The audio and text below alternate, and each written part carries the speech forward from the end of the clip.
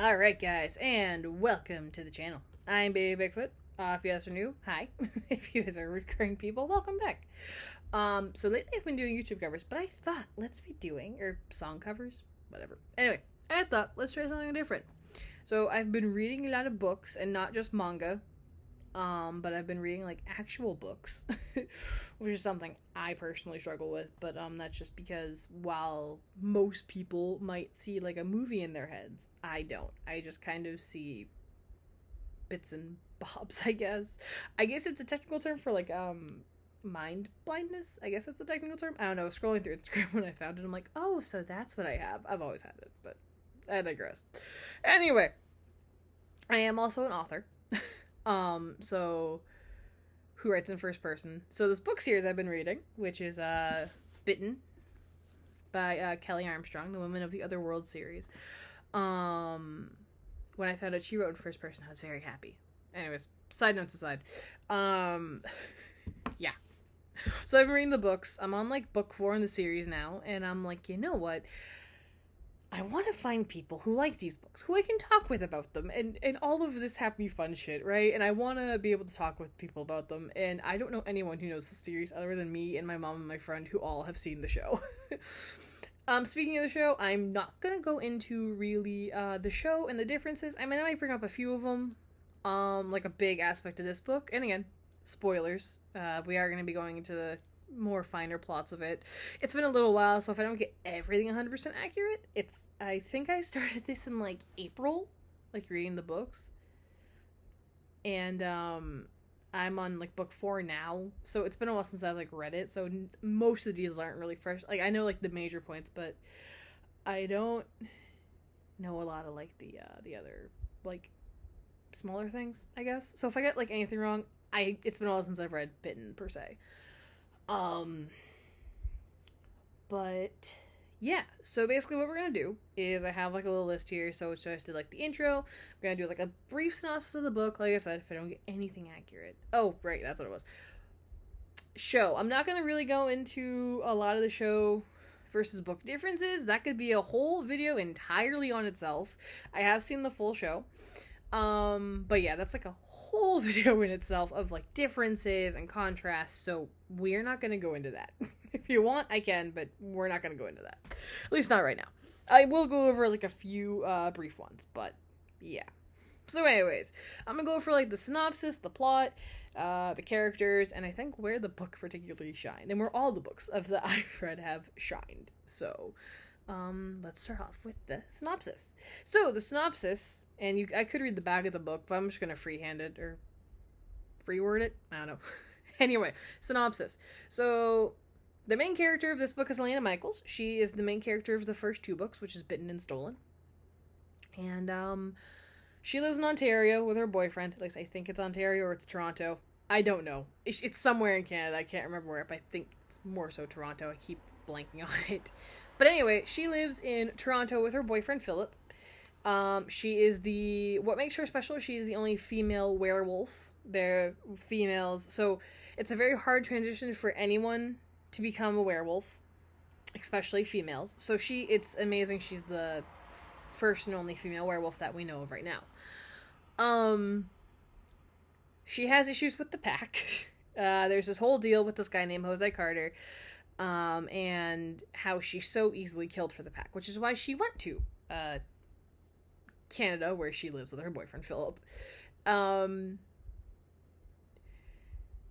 And yeah, so the main thing with her character arc is she's fighting between she thinks she's become this monster, this werewolf. You know, she sees it as like a monster, a blight upon herself, like she's no longer human, and she's trying to choose humanity while still trying to like tuck the monster away.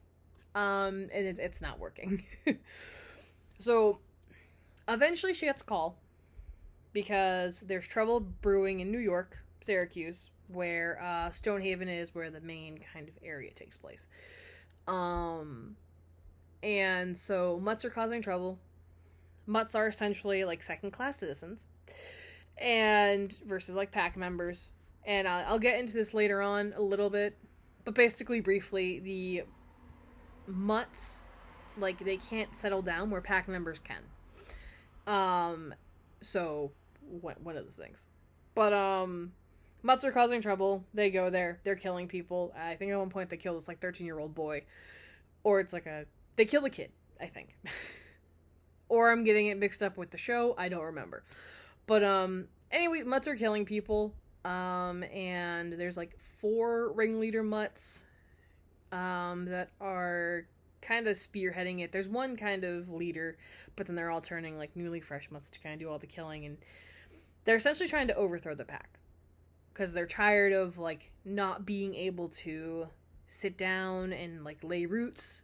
They're tired of moving around, and they're just finally kind of causing an uprising. Most of the Mutts are assholes. Shocking. Though they do, I think, want Elena. Because, again, female werewolf, they want to be able to basically have kids with her and, like, actually have, like, full-blown, like, werewolf kids with her. So, that's kind of basically the summary of the plot. At one point, they go, Clay and Elena. Clay is Elena's, like, ex-lover. They were engaged, but then he turned her, and this is, like, again, one of the few changes I liked in the show versus the book, was because in the book, it is, he turns her because he was afraid of her leaving, versus the show where he brought her to Stonehaven. Jeremy thought that she saw him change, and he was gonna kill her, and then Clay bit her to save her, which it did. It's a major plot point in the show, but,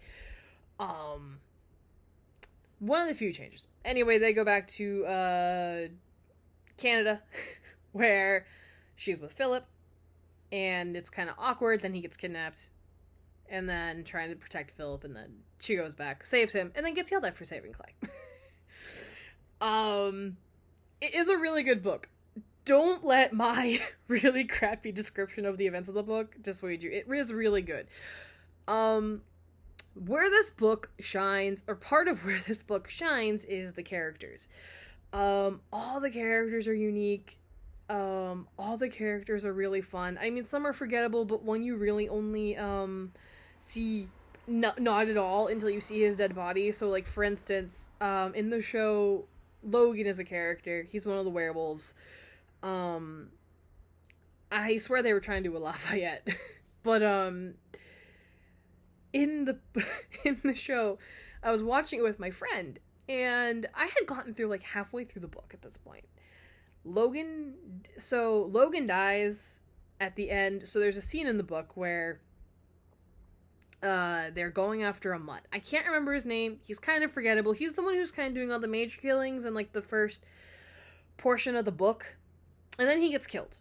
And he turns into a wolf after Elena's trying to kind of kill him and stop him. And then he gets hit by a truck. So he dies. But anyway, after that whole fiasco, it's like a rave, or like a Bear Valley rave. They find Logan's dead body slumped against the car. And Logan was Elena's, like, I want to say, like, best friend in this, like, pack. Like, she had a rough history with it, because, like I said, Clay turned her. She didn't trust him for a long time, and I think it's been, like, 10 years since she was turned, and where the book takes place. The book takes place in, like, 1999. And so she was, like, basically his closest friend.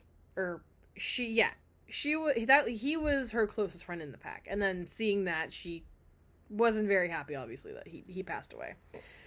But, it was interesting watching the show, because I'm so used to, like, Logan being dead, and you really don't even talk to him, or see him. He's, like, a phone call, like, oh, he's in LA doing something. Okay, cool. Then he's, and then he's like, oh, I'm on the way in a phone call, and then he's dead. So, not really a standout character. But in the show, he's alive, and I'm like, oh, right, that character's alive. And I more so say Paul Lafayette, because if I remember correctly, I believe Lafayette dies in the books, but he doesn't die in the show, because I think the guy who played Lafayette, it was, like, Nelson Ellis, I think, did a fantastic job playing Lafayette, but I digress. But all the characters are really good. Like, Elena's like a really interesting character. Her character gets a lot more interesting in Stolen, though Stolen was not my favorite book in the series. You got Jeremy, who's like the father figure. You have like Pete, then Antonio and Nick, and Clay. I think that's all the people I'm trying to think of. Another thing that threw me off was I know Pete died because I had seen the show. Then I watched it eventually and finished it. So Pete dying so late in the book kind of threw me off. Because, like, the book is actually, I want to say, event-wise, to a degree, mostly accurate, with a few, like, changes and all that. Like, to that stuff. Like, Pete still dies, but in the show, he dies in the beginning of it. I think, like, right after that first Mutt at the rave dies. And then, in the book, he dies... He gets killed during, like, an ambush, which in the show is where Antonio dies. Antonio does not die in the book, so if you're a fan of Antonio, he still lives in the book. But, I think, personally, my favorite character was, Carl Marston. Just because he comes across as such a dick, but he really isn't. Like, the best way for me to describe Carl Marston is, like, a slimier, older, more... British Gen from Dr. Stone, like, very much self-serving, very much, in the beginning, I'm going to pick the side that's going to benefit me. And going back to the whole Mutt thing where they're not allowed to claim territory for too long, because that's just how it works in this place, apparently. His whole thing is he wants land. He wants territory. He wants to settle roots down somewhere. And he... can't have that. So he either wants it from Jeremy to like get like land, or he's going to align himself with the bad guys, which he does. Now I can't remember the bad guy's name. I know there's 4 of them. I know one of them's a drug addict. I can't remember his name. Again, he's one of those characters that's in it for like 5 minutes. But then there's Zachary Kane. There is I think it's Daniel Santos. And then there's Carl Marston, and then it's the drug addict guy. I can't remember his name. He, again, was only in it for like 5 minutes. And then I think he gets killed or something. I can't remember. But yeah, but going back to Carl Marston, he's like one of like the top kind of dogs. And he turns, I believe, the rave werewolf. Daniel turns this misogynistic guy who I think killed people. I think he specifically killed women, named Thomas LeBlanc. I think Kane turned somebody, but I don't think he survived the turn. And then I don't think the drug addict guy, he turned somebody. Or no, he turned Victor Olsen. And he's a character in the show as well, but I just can't remember the importance of him, I guess. I mean, he was there. But I think he's just in the book, he's more so there for, he has more importance in the show, I guess is what I'm trying to say. In the book, he's there, oh, Daniel Santos is somewhere over there. And then he just kind of goes with it. And then he gets killed because he did not so nice things to children. But yeah, so Carl Marston, my favorite character, more so because I'm just going to read you like a quick passage. And this is a dialogue bit between... I believe it's Peter, Antonio, and I believe it's Elena. And more so they're just talking about Carl Marston. Or, context, they're talking about some mutt that got killed. But, I'm surprised he doesn't send Christmas cards, Antonio said. I can see them now, tasteful, embossed, vellum cards, the best he can steal. Little notes in imperfect penmanship. Happy holidays. Hope everyone is well. I sliced up Ethan Ritter in Miami and scattered his remains in the Atlantic. Best wishes for the new year, Carl. That I remember reading that and I was just laughing my ass off because I'm like, that sounds like him, and he's now my favorite character. But I also like him too as a character because he's not like, he wants the land, but he doesn't like Daniel, who's the opposing bad guy. Because it's, like, towards the tail end of the book. Or it's, like, middle half of the book. Clay and Elena get pulled over by the cops. I think they had just killed Zachary Kane. I know he lives in the show until the 3rd season. He doesn't last in this one. But anyway, they're dumping his body. Or they're doing something. They get pulled over because why wouldn't they? They're at the police station. Carl and Thomas LeBlanc come in. Carl's talking with Elena, and then he's like, "Oh, Thomas wants to talk to you. Just let me know if he's bothering you." He starts reading a magazine. But then, towards like the tail end of the book, when Elena is trying to save Clay, he's like, "You can't save him now, but if you do this, you can." But before he can finish it, like, Daniel wakes up. So ultimately, he does get the land, and he does live.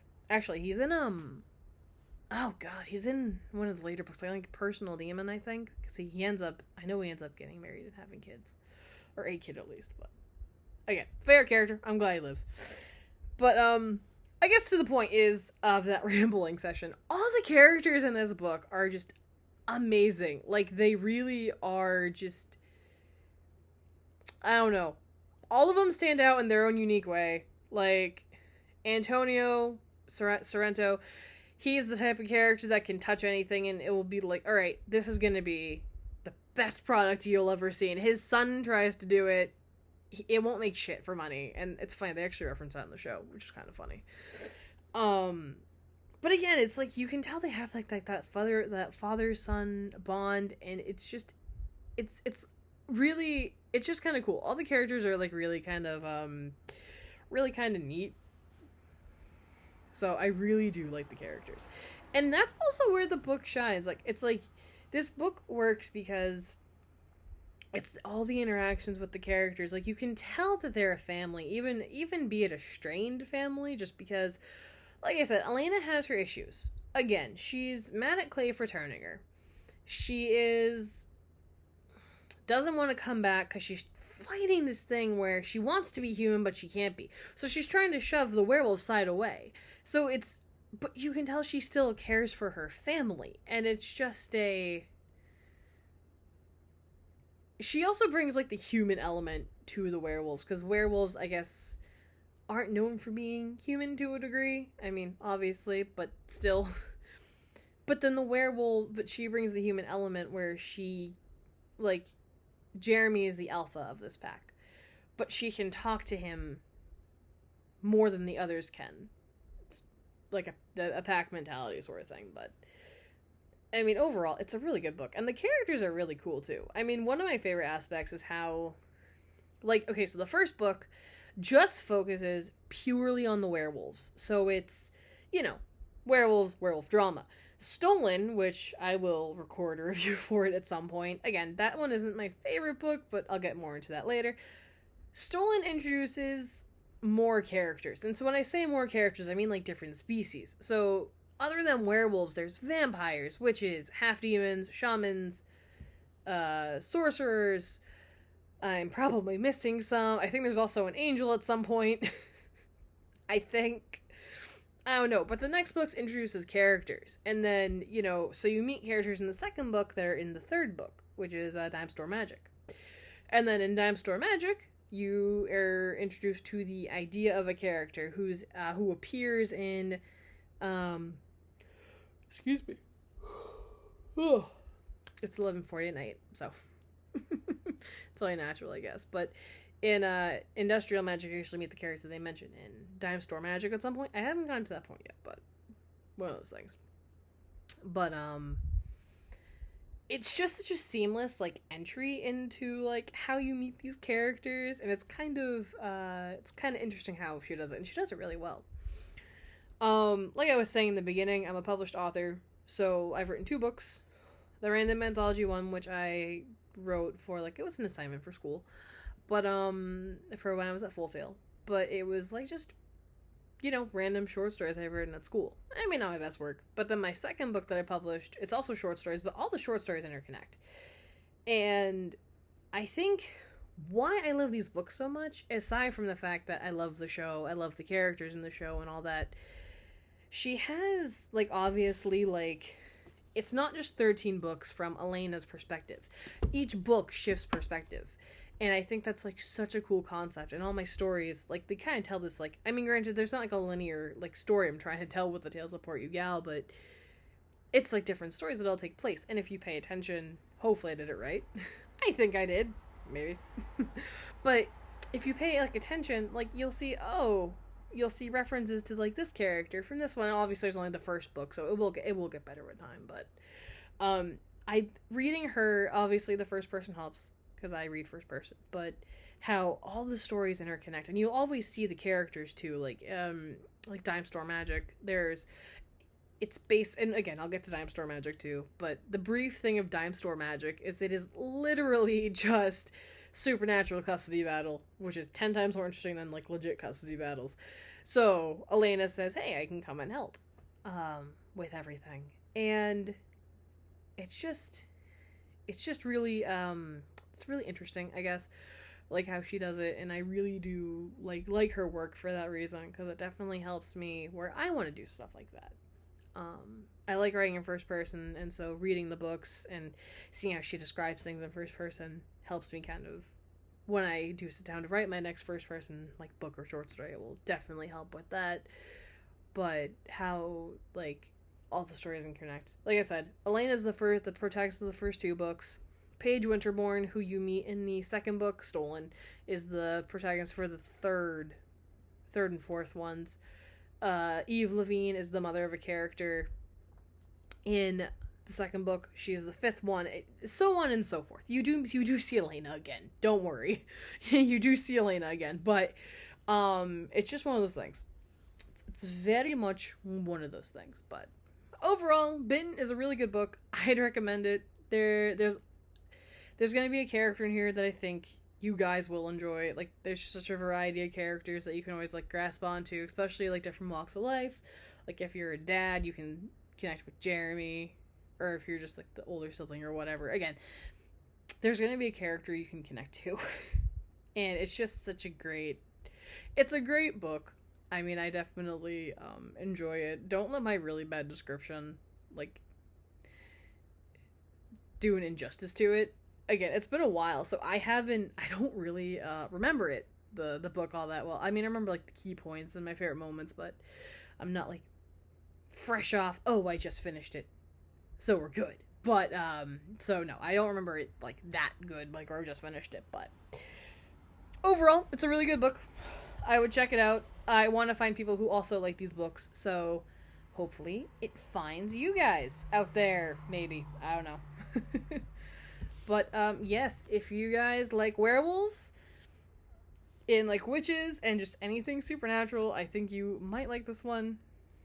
It's a very, it does date itself. I was laughing because it's talking about Clay. Oh, before I forget, I'll get into that too.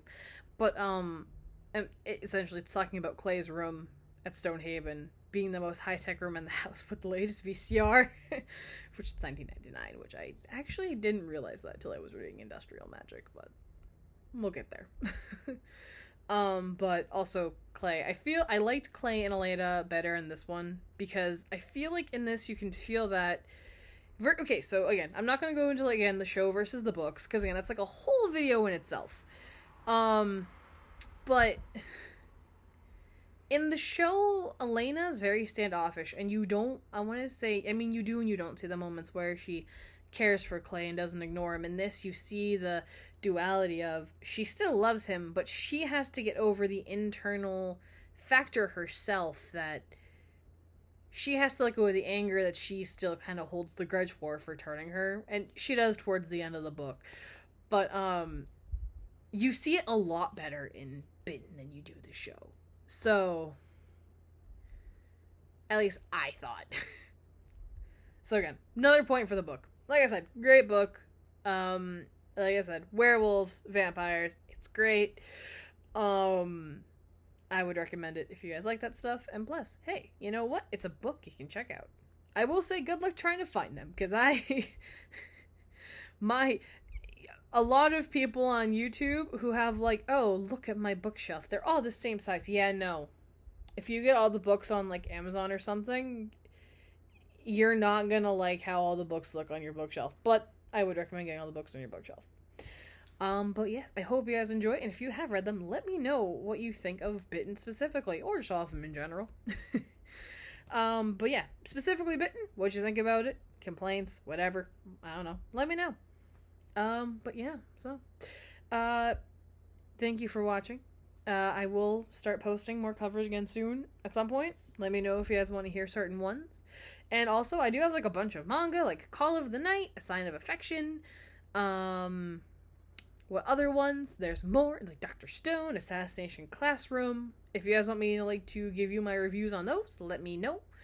And I can definitely do that. I don't know if this will turn into like a book review channel, but well, why not?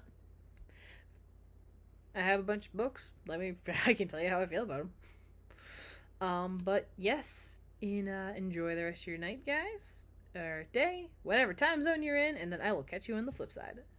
Have a good night and later, and if you like what you see, hit follow, and I'll be back at some point again.